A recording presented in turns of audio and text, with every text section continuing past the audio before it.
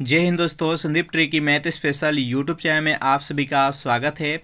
Bihar police constable नई भर्ती 2023 जिसमें टोटल पोस्ट है 21,391। आपके एग्ज़ाम के व्यू से बेहद इम्पोर्टेंट ये टेस्ट सीरीज है। ये जो टेस्ट सीरीज है ये रुक्मिणी का है और ये आपके सिलेबस के अकॉर्डिंग है जो कि तैयार किया गया है। टेस्ट सीरीज नंबर 1 है जो कि हो चुका है। अगर वे नहीं देखोगे तो इसके लिए प्लेलिस्ट बना दिए हैं, वहाँ से आकर आप देख सकते हैं। इसमें हम 1 से लेकर 100 तक का प्रश्न देखने वाले हैं। तो वीडियो स्टार्ट करते हैं और चलते हैं हम प्रश्न की तरफ।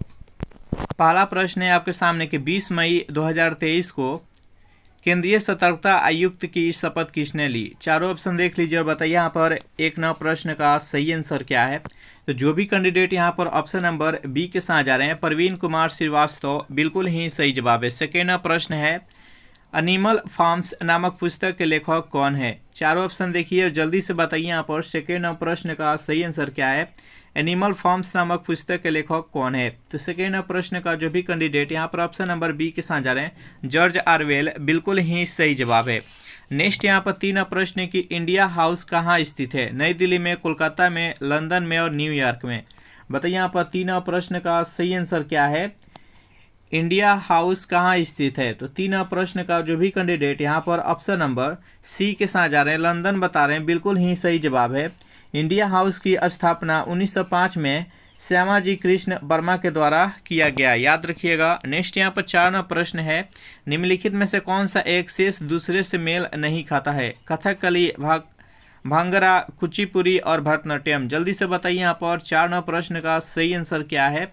जल्दी से बताइए इनमें से कौन सा दूसरे से मेल नहीं खाता है। तो देखिए कथकली, कुचिपुड़ी और भरतनाट्यम में तीनों का तीनों शास्त्रीय नृत्य है, भांगड़ा नहीं है। तो इसका राइट आंसर है ऑप्शन नंबर बी। कथकली है जो कि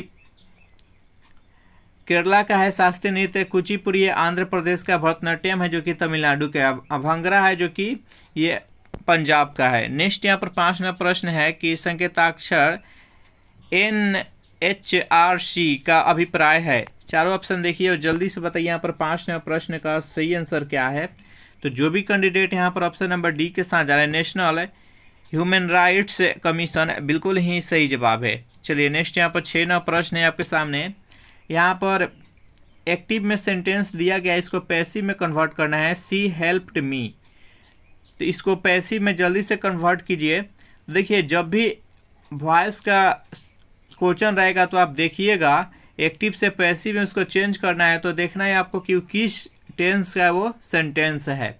तो देखिए she helped me, subject plus V2 plus object है। तो subject plus V2 plus object है जो कि पास्ट सिंपल टेंस के स्ट्रक्चर पर है।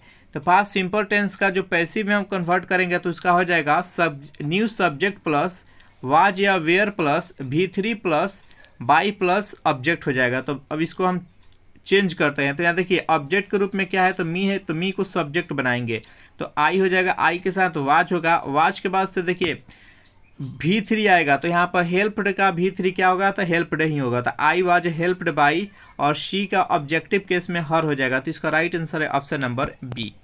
चलिए नेक्स्ट यहाँ पर सेंटेंस है 7 नंबर। यहाँ पर हिंदी में सेंटेंस दिया गया, इसको अंग्रेजी में आपको कन्वर्ट करना है। एकता में बल होता है। जल्दी से बताइए यहाँ पर 7वां प्रश्न का सही आंसर क्या है। तो जो भी कैंडिडेट यहाँ पर ऑप्शन नंबर बी के साथ है, यूनिटी इज स्ट्रेंथ, बिल्कुल ही सही जवाब है। चलिए नेक्स्ट यहाँ पर 8वां प्रश्न है आपके सामने कि choose the correct alternative which is the best substitute of the sentence a strong blast of wind. यहाँ पर 1 वर्ड बताना है। यहाँ पर दिया गया है कि स्ट्रॉन्ग ब्लास्ट ऑफ विंड। तो जल्दी से बताइए यहाँ पर 8वां प्रश्न का सही आंसर क्या है। तो देखिए स्ट्रॉन्ग ब्लास्ट ऑफ विंड यानी हवा का तेज झोंका, इसका हिंदी मीनिंग क्या होगा, तो हवा का तेज झोंका। तो इसके लिए 1 वर्ड के रूप में क्या प्रयोग करेंगे। तो 8वां प्रश्न का जो भी कैंडिडेट यहाँ पर ऑप्शन नंबर सी के साथ जा रहे हैं, गस्ट, बिल्कुल ही सही जवाब है। चलिए नेक्स्ट यहाँ पर 9वां प्रश्न है आपके सामने। रिक्त स्थान को भरना है कि this is on doubt dash one of the best book से। जल्दी से बताइए यहाँ पर जो यहाँ पर अनडाउट है, अनडाउट के साथ यहाँ पर कौन सा सफिक्स का प्रयोग होगा। तो 9वां प्रश्न का जो भी कैंडिडेट यहाँ पर ऑप्शन नंबर डी के साथ जा रहे हैं, अनडाउटली, बिल्कुल ही सही जवाब है। EDLY का प्रयोग होगा। तो इसका राइट आंसर है ऑप्शन नंबर डी। नेक्स्ट यहाँ पर आइटम्स से क्वेश्चन है, दिया गया है कि प्ले विथ फायर, फायर के साथ खेलना। इसके लिए आपको इसका मुहावरे का अर्थ बताना है, आइटम्स का अर्थ बताना है। जल्दी से बताइए यहाँ पर 10 न प्रश्न का सही आंसर क्या है। यानी प्ले विथ फायर यानी खतरों से खेलना। इसके लिए जो सही आंसर हो जाएगा वो ऑप्शन नंबर डी हो जाएगा, to be something risky, to do something risky हो जाएगा। इसका राइट आंसर है ऑप्शन नंबर डी।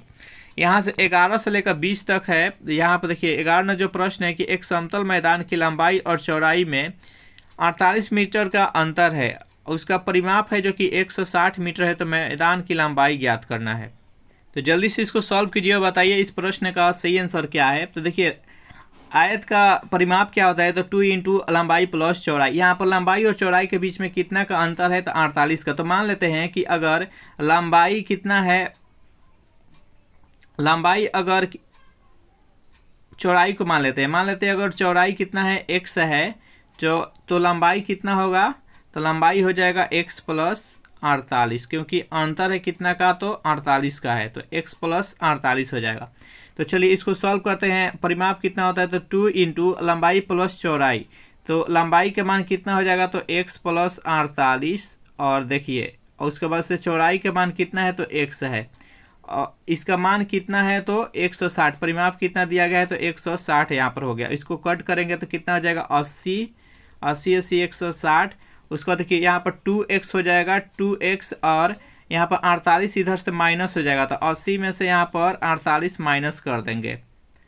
80 में से 48 माइनस करेंगे तो कितना हो जाएगा, तो 32 निकल कर आ जाएगा। कितना आ जाएगा, तो 32।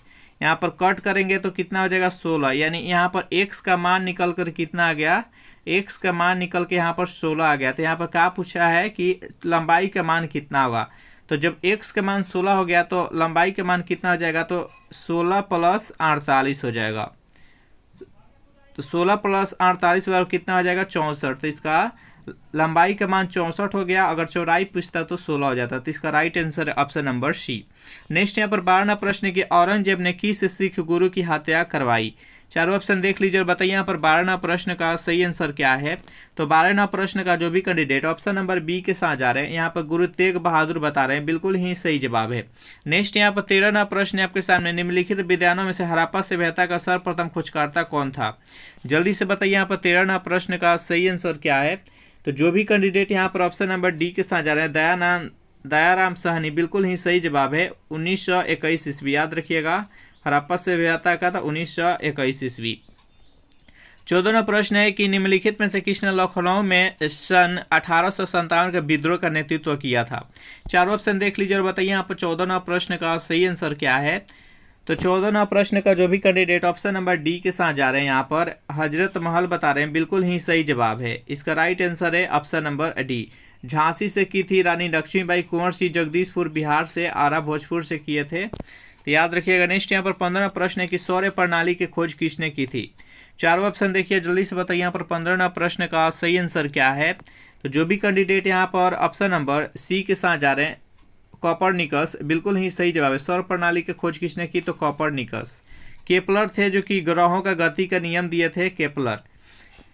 नेक्स्ट यहाँ पर 16वां प्रश्न के वास्तविक शब्द में कौन सा प्रत्यय लगा है। जल्दी से बताइए यहाँ पर 16वां प्रश्न का सही आंसर क्या है। यहाँ पर प्रत्यय बताना है। प्रत्यय किसे कहते हैं, जो किसी शब्द के अंत में अलग कर उसका अर्थ में परिवर्तन ला दे, उसको प्रत्यय कहते हैं। तो वास्तविक में कौन सा प्रत्यय लगा है। तो 16वां प्रश्न का जो भी कैंडिडेट ऑप्शन नंबर बी के साथ ईक प्रत्यय, बिल्कुल ही सही जवाब है। 17वां प्रश्न है कि कटोरे में दही जम गई, इस वाक्य में किनसे संबंधित अशुद्धि दी गई है। कटोरे में दही जम गई, ये जो सेंटेंस है लिंग संबंधित अशुद्धि है कि बर्तनी की विशेषण या सर्वनाम। जल्दी से बताइए यहाँ पर 17वां प्रश्न का सही आंसर क्या है। तो जो भी कैंडिडेट यहाँ पर ऑप्शन नंबर ए के साथ जा रहे लिंग संबंधित, बिल्कुल ही सही जवाब है। दही है जो कि एक पुल्लिंग है, तो यहाँ पर कटोरे में दही जम गया, इसका हो जाएगा। इसका राइट आंसर है ऑप्शन नंबर ए। स्वाधीन का संधि विच्छेद करना है। जल्दी से बताइए यहाँ पर 18वां प्रश्न का सही आंसर क्या है। तो जो भी कैंडिडेट ऑप्शन नंबर बी के साथ है, स्व जोड़ अधीन बराबर स्वाधीन होता है, तो इसका राइट आंसर है ऑप्शन नंबर बी। सेशन आप लोगों को अच्छा लग रहा है तो वीडियो को लाइक कर दीजिए, अपने दोस्तों के पास शेयर कर दीजिए। जो भी कैंडिडेट अभी तक इस चैनल को सब्सक्राइब नहीं किए होंगे तो चैनल को फटाफट सब्सक्राइब कर लीजिए। 19वां प्रश्न है आपके सामने कि अन्य मस्त मनस्क शब्द का पर्यायवाची शब्द क्या होगा? जल्दी से बताइए यहाँ पर 19वां प्रश्न का सही आंसर क्या है? तो जो भी कैंडिडेट यहाँ पर ऑप्शन नंबर बी के साथ जा रहे हैं विरक्त, बिल्कुल ही सही जवाब है। 20वां प्रश्न है कि हजारी प्रसाद द्विवेदी द्वारा रचित पाठ है बहादुर, 20 की दांत, नाखून क्यों बढ़ते हैं और मछली। बताइए यहाँ पर 20वां प्रश्न का सही आंसर क्या है? तो जो भी कैंडिडेट ऑप्शन नंबर सी के साथ जा रहे हैं नाखून क्यों बढ़ते हैं, बिल्कुल ही सही जवाब है। 21वां प्रश्न की अति चालाकता उत्पन्न होती है जब पदार्थ, चारों ऑप्शन देख लीजिए और बताइए यहाँ पर 21वां प्रश्न का सही आंसर क्या है? तो जो भी कैंडिडेट ऑप्शन नंबर डी के साथ जा रहे हैं अति निम्न ताप तक ठंडा किया जाता है तो अति चालकता उत्पन्न की जाती है। इसका राइट आंसर है ऑप्शन नंबर डी। नेक्स्ट यहाँ पर 22वां प्रश्न है आपके सामने कि किसी पिंड का वेग समरूप कहा जाता है जब वेग का सिर्फ मान नियत रहे, वेग के सिर्फ दिशा नियत हो, वेग का मान और दिशा दोनों अपरिवर्तित हो, और डी है वेग का मान तथा दिशा दोनों परिवर्तनशील हो। बताइए यहाँ पर 22वां प्रश्न का सही आंसर क्या है? तो जो भी कैंडिडेट ऑप्शन नंबर सी बता रहे हैं वेग का मान और दिशा दोनों अपरिवर्तित हो, बिल्कुल ही सही जवाब। इसका राइट आंसर है ऑप्शन नंबर सी। 23वां प्रश्न है कि गायरोस्कोप किस सिद्धांत पर आधारित है? चारों ऑप्शन देख लीजिए, बताइए यहाँ पर 23वां प्रश्न का सही आंसर क्या है? गायरोस्कोप किस सिद्धांत पर आधारित है? तो कोणीय संवेग संरक्षण के नियम पर आधारित है। जो भी कैंडिडेट ऑप्शन नंबर ए के साथ जा रहे हैं बिल्कुल ही सही जवाब है।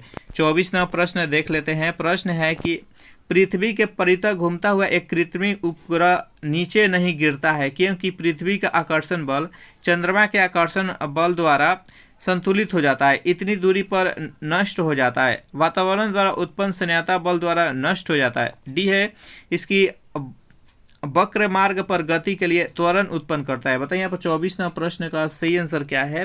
तो जो भी कैंडिडेट ऑप्शन नंबर डी बता रहे हैं इसकी वक्र मार्ग पर गति के लिए त्वरण उत्पन्न करता है, बिल्कुल ही सही जवाब है। चलिए नेक्स्ट यहाँ पर 25वां प्रश्न है, बेहद इंपॉर्टेंट प्रश्न है कि एक व्यक्ति लिफ्ट के भीतर एक भार नापने वाली मशीन पर खड़ा है।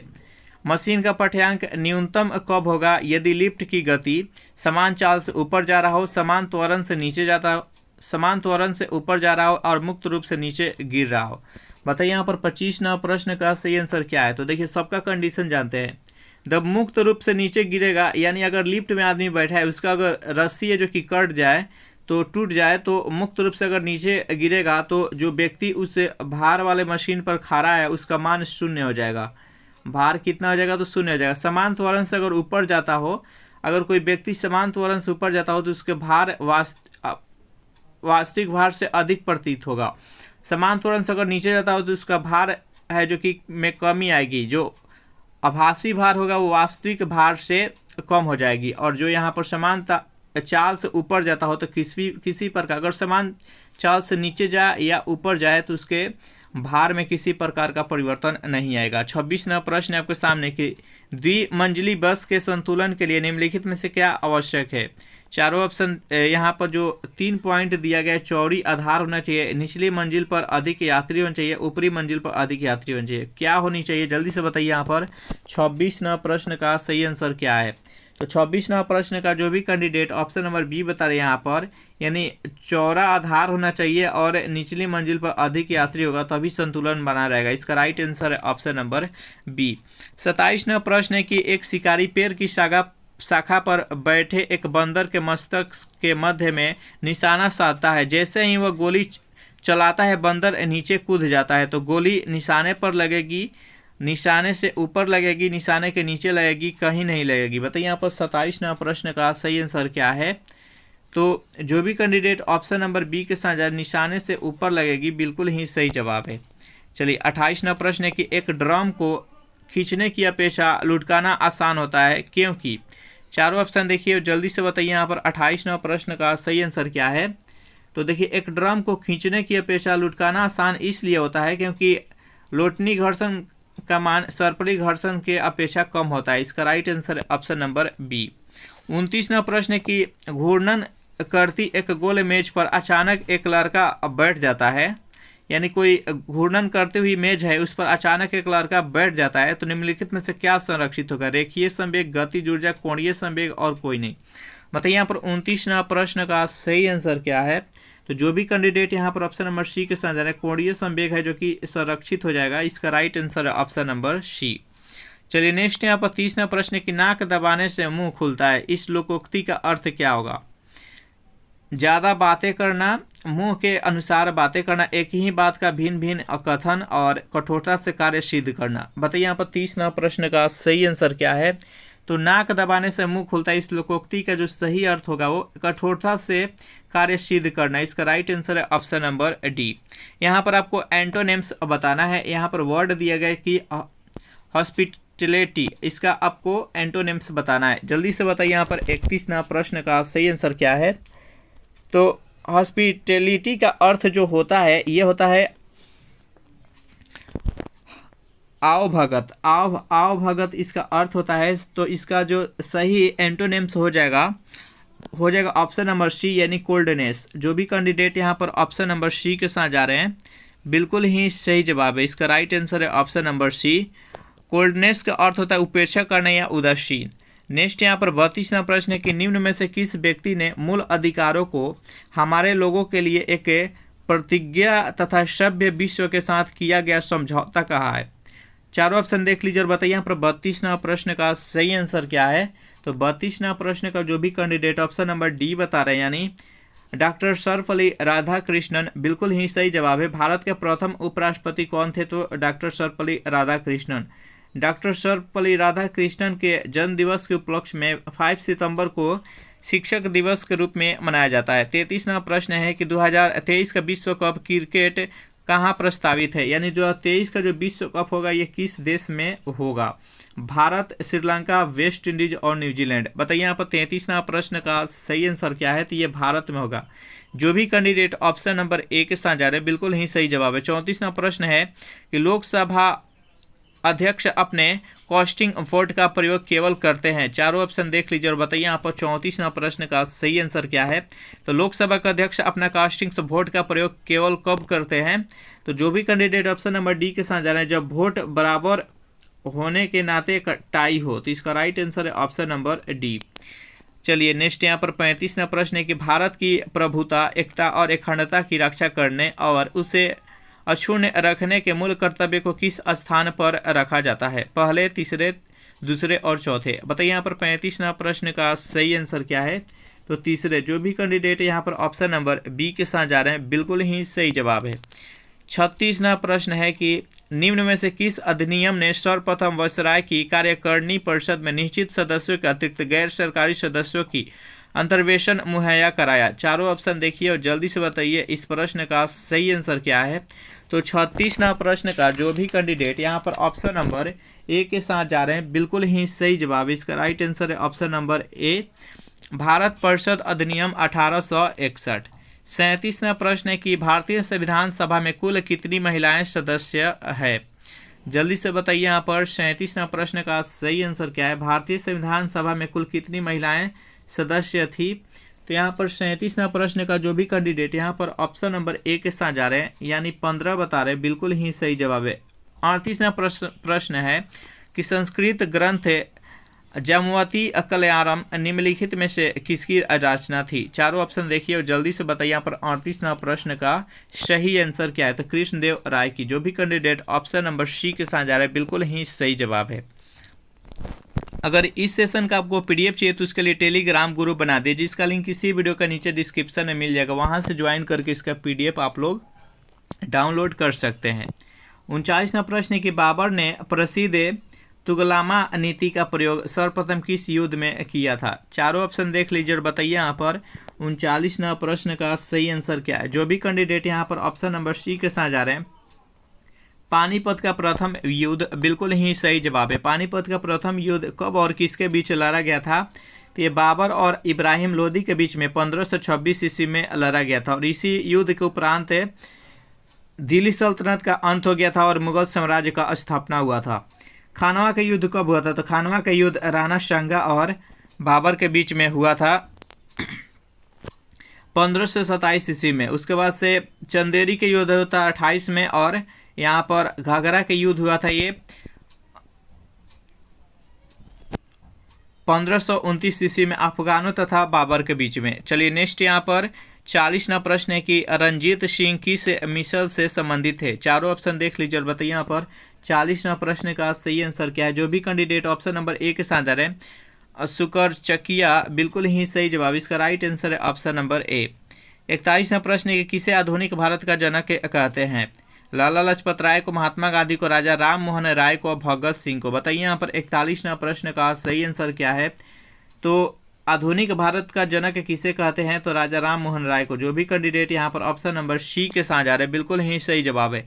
42वां प्रश्न है कि निम्नलिखित विद्रोह में से किसको बंकिम चंद्र चटर्जी ने अपने उपन्यास आनंद मठ में उल्लेख करके प्रसिद्ध किया। चारों ऑप्शन देख लीजिए और बताइए यहाँ पर 42वां प्रश्न का सही आंसर क्या है। तो सन्यासी विद्रोह को। जो भी कैंडिडेट यहाँ पर ऑप्शन नंबर डी के साथ जा रहे हैं बिल्कुल ही सही जवाब है। सन्यासी विद्रोह का शुरुआत कब हुआ, तो सन्यासी विद्रोह का शुरुआत जो हुआ वो 1760 ईस्वी में हुआ, याद रखिएगा। नेक्स्ट यहाँ पर 43वां प्रश्न है कि सिजगी है। चारों ऑप्शन देखिए और बताइए यहाँ पर सिजगी क्या है। तो 43वां प्रश्न का जो भी कैंडिडेट ऑप्शन नंबर ए के साथ जा रहे हैं, सूर्य, पृथ्वी तथा चंद्रमा एक ही सीध में रेखा में अगर स्थित हो तो इसको सिजगी कहते हैं। इसका राइट आंसर है ऑप्शन नंबर ए। और अगर सूर्य, पृथ्वी और चंद्रमा अगर एक ही सीधी रेखा पर अगर स्थित हो जाए तो दीर्घ ज्वार भाटा उत्पन्न होता है, यह भी याद रखिएगा। नेक्स्ट यहाँ पर 44वां प्रश्न है कि कौन सा देशांतर प्रधान या मनोत्तर के साथ मिलकर ग्लोब का बृहत्तम वृत्त का निर्माण करता है।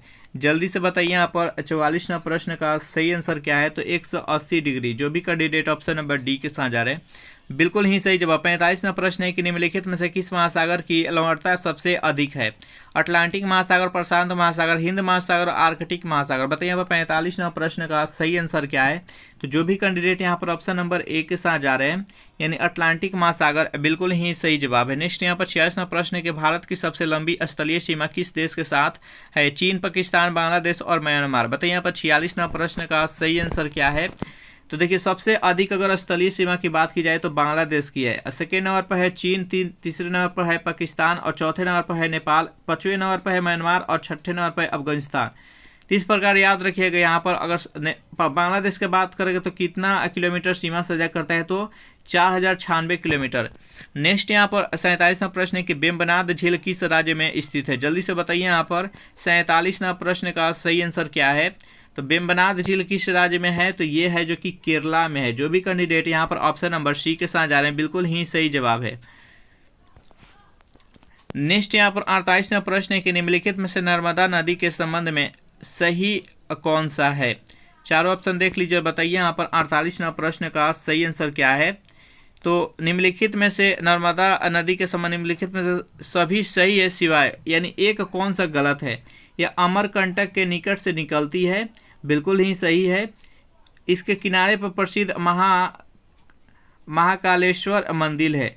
बताइए यहाँ पर 48 का जो बी पॉइंट है ये सही है कि नहीं है। तो ये है जो कि गलत है। यहाँ पर मार्बल्स रॉक्स के समूह के बीच में बहती है और इस नदी के प्रसिद्ध सरदार सरोवर बांध बनाया गया है। तो यहाँ पर ऑप्शन नंबर बी है जो कि गलत है।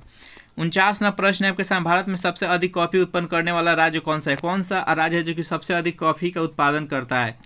तो जो भी कैंडिडेट यहाँ पर ऑप्शन नंबर बी के साथ जा रहे हैं कर्नाटक बता रहे हैं, बिल्कुल ही सही जवाब। 50वां प्रश्न है कि निम्नलिखित में से किस प्रकार के वन भारत में सर्वाधिक विद्यमान है। बताइए यहाँ पर 50वां प्रश्न का सही आंसर क्या है।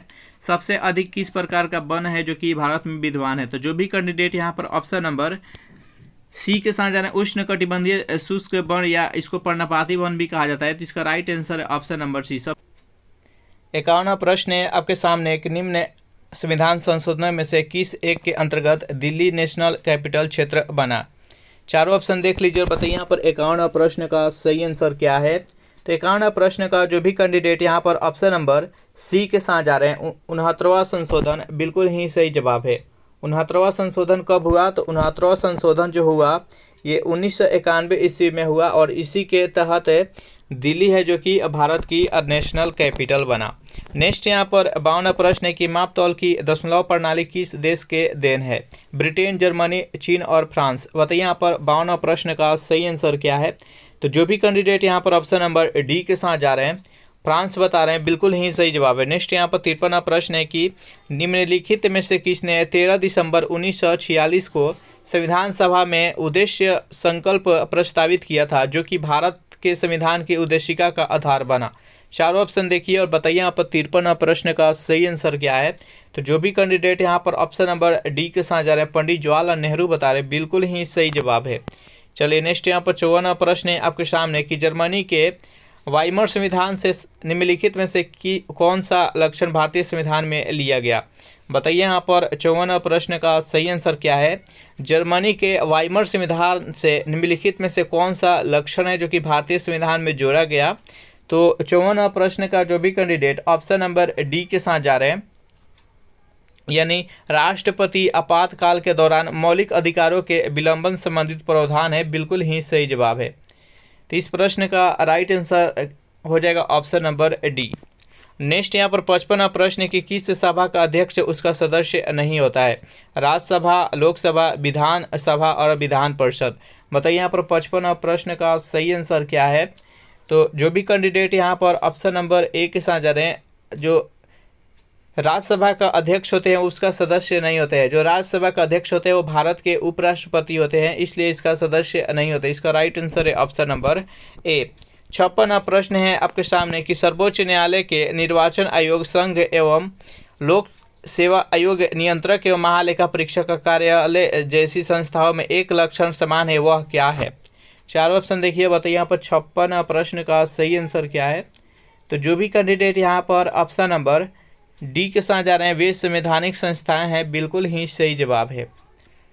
देखिए अनुच्छेद 124 में सर्वोच्च न्यायालय के बारे में वर्णन किया गया है। अनुच्छेद 324 में निर्वाचन आयोग के बारे में वर्णन किया गया है। अनुच्छेद 315 में राज्य एवं संघ लोक सेवा आयोग के बारे में वर्णन किया गया और अनुच्छेद 148 में नियंत्रक एवं महालेखा परीक्षक का वर्णन किया गया। अनुच्छेद भी याद रखिएगा, यह भी पूछा जाता है। 57वां प्रश्न है कि निम्नलिखित में से कौन सी एक संस्था विदेशी वाणिज्य के उधारी को नियमित करती है? चारों ऑप्शन देखिए, बताइए यहाँ पर 57वां प्रश्न का सही आंसर क्या है। तो जो भी कैंडिडेट यहाँ पर ऑप्शन नंबर डी के साथ जा रहे हैं भारतीय रिजर्व बैंक बता रहे हैं, बिल्कुल ही सही जवाब है। 58वां प्रश्न है कि इको मार्क किसी उत्पाद पर दिए गए इस प्रमाण का चिन्ह होता है कि वह उत्पाद किफ़ायती कीमत वाला है, पर्यावरणीय दृष्टि से अनुकूल है, नष्ट होने वाला नहीं, अच्छी किस्म का है। बताइए यहाँ पर 58वां प्रश्न का सही आंसर क्या है। इको जो मार्क होता है किसी उत्पाद पर दिए गए किसके लिए ये प्रमाण साबित करता है? तो यहाँ पर 58वां प्रश्न का जो भी कैंडिडेट यहाँ पर ऑप्शन नंबर बी के साथ जा रहे हैं पर्यावरणीय दृष्टि से अनुकूल है, बिल्कुल ही सही जवाब है। चलिए नेक्स्ट यहाँ पर 59वां प्रश्न देख लेते हैं। प्रश्न है आपके सामने, कृषि उपज के लिए न्यूनतम समर्थन मूल्य की घोषणा की जाती है योजना आयोग के द्वारा, राष्ट्रीय किसान उद्योग के द्वारा आयोग के द्वारा, भारतीय खाद्य निगम के द्वारा और कृषि लागत एवं मूल्य आयोग के द्वारा। बताइए यहाँ पर 59वां प्रश्न का सही आंसर क्या है। जो भी कैंडिडेट यहाँ पर ऑप्शन नंबर डी के साथ दे रहे हैं कृषि लागत एवं मूल्य आयोग के द्वारा, बिल्कुल ही सही जवाब है। सेशन आप लोग को अच्छा लग रहा है तो वीडियो को लाइक कर दीजिए, अपने दोस्तों के पास जल्दी से शेयर कर दीजिए। 60वां प्रश्न है कि परमाणु ऊर्जा आयोग के नए अध्यक्ष कौन बने हैं? जल्दी से बताइए यहाँ पर 60वां प्रश्न का सही आंसर क्या है। तो परमाणु ऊर्जा आयोग के नए अध्यक्ष बने अजीत कुमार मोहंती। जो भी कैंडिडेट यहाँ पर ऑप्शन नंबर ए के साथ जा रहे हैं, बिल्कुल ही सही जवाब है। 61वां प्रश्न है कि अवमूल्यन शब्द का अर्थ क्या होता है? चारों ऑप्शन देख लीजिए, बताइए यहाँ पर 61वां प्रश्न का सही आंसर क्या है। अवमूल्यन शब्द का अर्थ क्या होता है? जो भी कैंडिडेट ऑप्शन नंबर ए के साथ जा रहे हैं अन्य मुद्रा के तुलना में स्वदेशी मुद्रा के मूल्य की घटना, इसको ही अवमूल्यन कहा जाता है। इसका राइट आंसर है ऑप्शन नंबर ए। 62वां प्रश्न है आपके सामने कि कच्चे आम सिकुड़ जाते हैं जब लक्षण जल में उसका अचार बनाया जाता है, तो यह परिघटना किससे संबंधित है? प्रसरण से, प्रतीप प्रसरण से तरल का पृष्ठ तनाव बढ़ता है और तरल का पृष्ठ तनाव घटता है। बताइए यहाँ पर 62वां प्रश्न का सही आंसर क्या है। तो प्रसरण। जो भी कैंडिडेट ऑप्शन नंबर ए के साथ जा रहे हैं, बिल्कुल ही सही जवाब है। 63वां जो प्रश्न है कि निम्नलिखित कथनों में से कौन सा एक सही नहीं है? हाइड्रोजन एक तत्व है, हाइड्रोजन सबसे हल्का तत्व है, हाइड्रोजन के कोई समस्थानिक नहीं होते हैं, हाइड्रोजन और ऑक्सीजन का विस्फोटक मिश्रण बनाते हैं। बताइए इसमें से कौन सा कथन है जो कि गलत है? तो 63वां प्रश्न का जो भी कैंडिडेट यहाँ पर ऑप्शन नंबर सी के साथ जा रहे हैं, यानी हाइड्रोजन के कोई समस्थानिक नहीं है, जो कि बिल्कुल ही गलत है। हाइड्रोजन के 3 समस्थानिक है, याद रखिएगा, प्रोटियम, ड्यूट्रियम और ट्राइटियम। हाइड्रोजन के ये 3 समस्थानिक होते हैं। 64वां प्रश्न है आपके सामने कि ब्रायोफाइट्स प्रकाश संश्लेषी तो होते हैं परंतु उनमें संवहनी ऊतक और वास्तविक जड़ें नहीं होती है। इस विशेषता के कारण वे निम्नलिखित में से किसके दृश्य होते हैं? फफूंद के, शैवाल के, टेरिडोफाइट्स के और एंजियोस्पर्म के। बताइए यहाँ पर 64वां प्रश्न का सही आंसर क्या है? तो जो भी कैंडिडेट यहाँ पर ऑप्शन नंबर बी के साथ जा रहे हैं, शैवाल बता रहे हैं, बिल्कुल ही सही जवाब है। यह जो सेशन चल रहा है आपके एग्जाम के व्यू से बेहद इंपॉर्टेंट है और इसी लेवल का प्रश्न है जो कि आपके एग्जाम में आने वाला है। अगर यहाँ पर 30 सेट जो रुक्मिनी का कराया जाएगा, अगर सभी के सभी आप कवरअप कर लेते हैं तो 100% है जो कि यहीं से प्रश्न बनने वाला है और 70 से 80 प्रश्न आप आसानी से कर लेंगे। 65वां प्रश्न के निम्नलिखित में से कौन सा एक कोशिकीय श्वसन के लिए उत्तरदायी है? बताइए यहाँ पर 65वां प्रश्न का सही आंसर क्या है? जो भी कैंडिडेट यहाँ पर ऑप्शन नंबर डी के साथ जा रहे हैं, माइटोकॉन्ड्रिया बता रहे हैं, बिल्कुल ही सही जवाब है। और कोशिका का ऊर्जा क्रिया किसको कहा जाता है? तो माइटोकॉन्ड्रिया को ही कहा जाता है। 66वां प्रश्न है कि विटामिन और रोग के निम्नलिखित में से युग्मों में से कौन सा एक सही सुमेलित होते हैं? यहाँ पर दिया गया है vitamin A rickets, vitamin B beri, vitamin C scurvy. बताइए इनमें से कौन सा सही सुमेलित नहीं है? तो विटामिन ए के कमी से कौन सा रोग होता है? तो रतौंधी होता है। विटामिन सी के कमी से स्कॉर्बी होता है। विटामिन बी के कमी से बेरी होता है। यहाँ पर 1 नंबर है जो कि गलत है। इसका सही कौन कौन सा है? तो 2 और 3 है। तो इसका राइट आंसर है ऑप्शन नंबर बी। नेक्स्ट यहाँ पर देखिए 67 नंबर 68, ये दोनों यहाँ पर जो 67, 68, 69, 70, 71, 72, 73, 74, 75, ये जो प्रश्न है ये मैथ्स का क्वेश्चन है और मैथ्स के लिए हम वीडियो और लंबा हो जाएगा और यहाँ से इसको हम सॉल्व करें तो वीडियो और लंबा हो जाएगा। तो वीडियो लंबा ना हो इसके लिए मैथ्स का जो प्रश्न 10 पूछा जाएगा, ये अलग से हम 30 को सेट है, 30 सेट का अलग से हम मैथ्स का करा देंगे। तो इसके लिए आप चिंता नहीं कीजिएगा, हम इसमें केवल जीके, हिंदी, इंग्लिश का और जीएस का प्रश्न देखने वाला है। 76वां प्रश्न है कि जीव की भौतिक गुणवत्ता सूचकांक किसके द्वारा विकसित किया गया है? चारों ऑप्शन देख लीजिए। बताइए यहाँ पर 76वां प्रश्न का सही आंसर क्या है? तो 76वां प्रश्न का जो भी कैंडिडेट यहाँ पर ऑप्शन नंबर ए के साथ जा रहे हैं, मॉरिस डी मॉरिस के द्वारा, बिल्कुल ही सही जवाब है। 77वां प्रश्न है कि 15 जनवरी 2023 को मिस यूनिवर्स से 2022 का विजेता किसे घोषित किया गया है? जल्दी से बताइए यहाँ पर 77वां प्रश्न का सही आंसर क्या है? तो 77वां प्रश्न का जो भी कैंडिडेट यहाँ पर ऑप्शन नंबर डी के साथ जा रहे हैं, यानी आर बोनी ग्रोबियल, बिल्कुल ही सही जवाब। इसका राइट आंसर है ऑप्शन नंबर डी। 78वां प्रश्न है आपके सामने कि 29 जनवरी 2023 को ऑस्ट्रेलियन ओपन महिला एकल खिताब किसने जीता? चारों ऑप्शन देखिए, जल्दी से बताइए इस प्रश्न का सही आंसर क्या है? तो यहाँ पर 78वां प्रश्न का जो भी कैंडिडेट यहाँ पर ऑप्शन नंबर डी के साथ जा रहे हैं, यानी ए सबलेंका, बिल्कुल ही सही जवाब। इसका राइट आंसर है ऑप्शन नंबर डी। अगर इस सेशन का आपको पीडीएफ चाहिए तो उसके लिए टेलीग्राम ग्रुप बना दिए, जिसका लिंक किसी वीडियो के नीचे डिस्क्रिप्शन में मिल जाएगा, वहां से ज्वाइन करके इसका पीडीएफ डाउनलोड आप लोग कर सकते हैं। 79वां प्रश्न है कि फुटबॉल टूर्नामेंट फीफा विश्व कप 2022 का खिताब किसने जीता है? चारों ऑप्शन देखिए। बताइए यहाँ पर 79वां प्रश्न का सही आंसर क्या है? तो जो भी कैंडिडेट यहाँ पर ऑप्शन नंबर डी के साथ जा रहे हैं, यानी अर्जेंटीना बता रहे हैं, बिल्कुल ही सही जवाब है। फीफा टूर्नामेंट जो है ये सर्वप्रथम कब खेला गया? तो ये सर्वप्रथम 1930 ईस्वी में खेला गया। इसमें उरुग्वे देश में हुआ था और इसका विजेता भी उरुग्वे हुआ था और अर्जेंटीना को हराकर विजेता हुआ था, उरुग्वे हुआ था।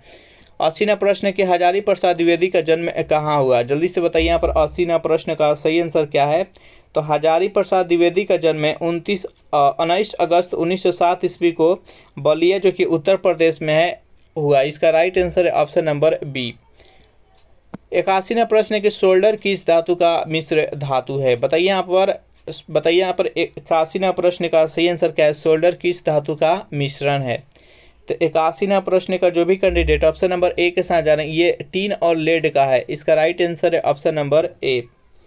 नेक्स्ट यहाँ पर 82वां प्रश्न है कि भीड़ को तीतर बितर करने में पुलिस द्वारा इस्तेमाल की जाने वाली अश्रु गैस क्या होता है? कार्बन डाइऑक्साइड होता है, क्लोरीन होता है, अमोनिया होता है, हाइड्रोजन सल्फाइड होता है। बताइए यहाँ पर 82वां प्रश्न का सही आंसर क्या है?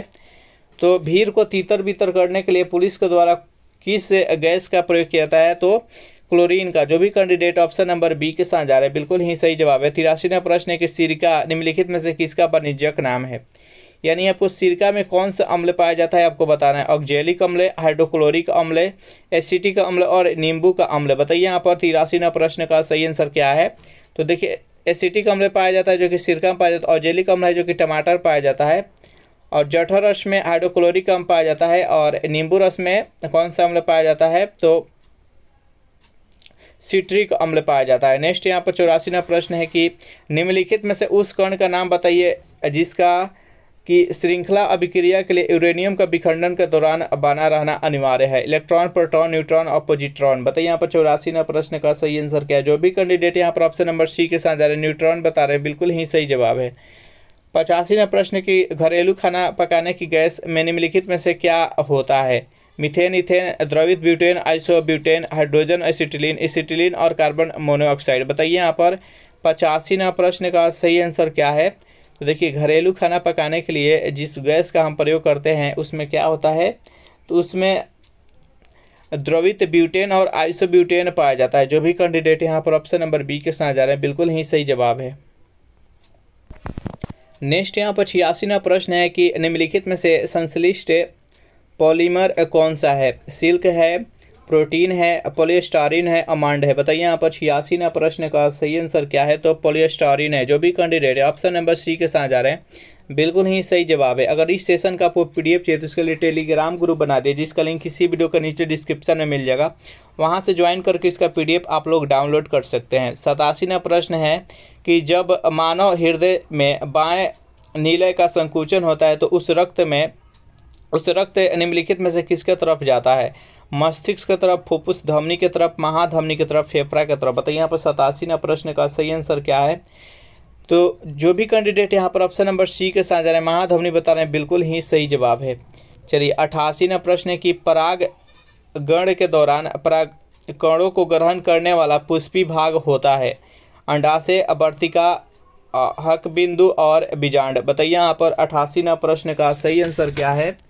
तो परागकण के दौरान परागकणों को ग्रहण करने वाले पुष्पी भाग होता है। जो भी कैंडिडेट यहाँ पर ऑप्शन नंबर सी के साथ जा रहे हैं हक बिंदु बता रहे हैं, बिल्कुल ही सही जवाब है।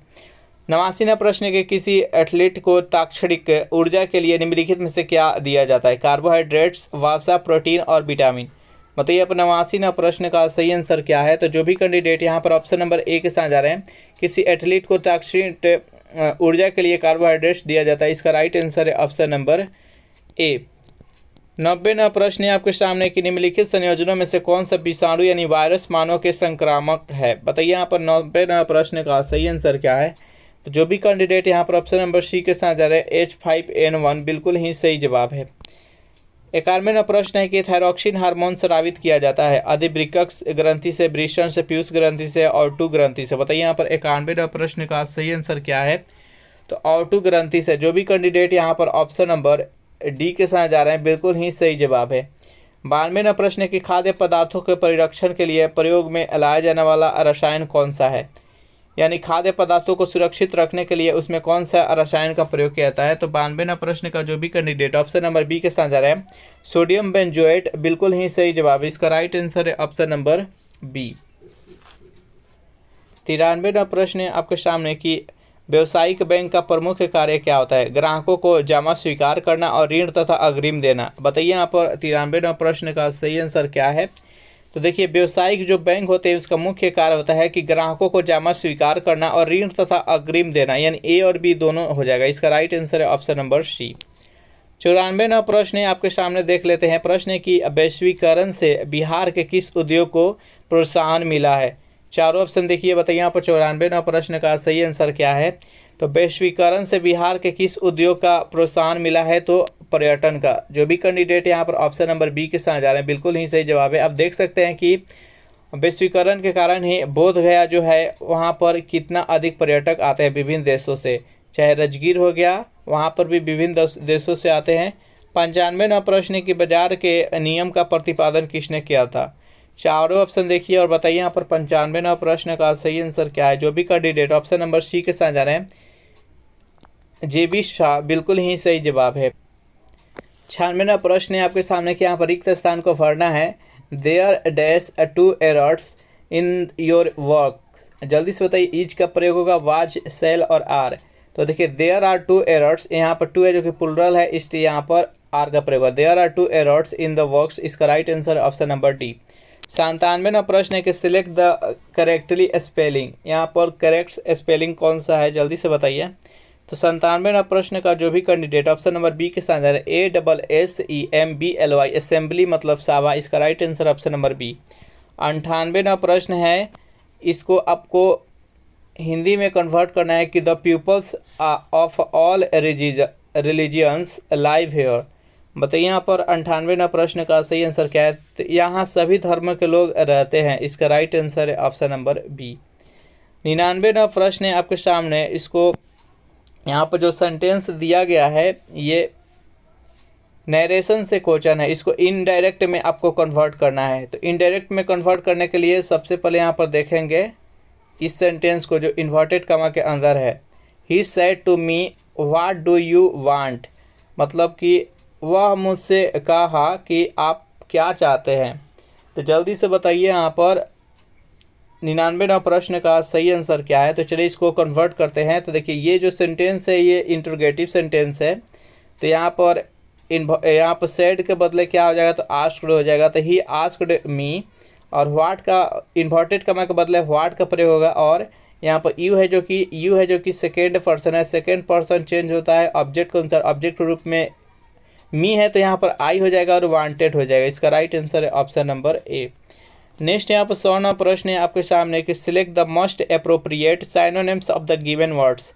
अब स्ट्रक्ट का यहाँ पर साइनोनिम्स बताना है। तो सबसे पहले इसका अर्थ समझते हैं। इसका अर्थ होता है रोकना या बाधा पहुँचाना। तो इसका साइनोनिम्स हो जाएगा कर्व। जो भी कैंडिडेट ऑप्शन नंबर बी के साथ जा रहे हैं बिल्कुल ही सही जवाब है। इस प्रकार से 1 से लेकर 100 तक का प्रश्न हम देख चुके हैं। ये सेशन आप लोगों को कैसा लगा ज़रूर कमेंट करके बताइएगा। सेशन आप लोगों को अच्छा लगा हो तो वीडियो को लाइक कर दीजिए, अपने दोस्तों के पास शेयर कर दीजिए। और जो भी कैंडिडेट अभी तक इस चैनल को सब्सक्राइब नहीं किए होंगे तो आप लोग से रिक्वेस्ट है कि इस चैनल को प्लीज़ सब्सक्राइब कर लीजिएगा।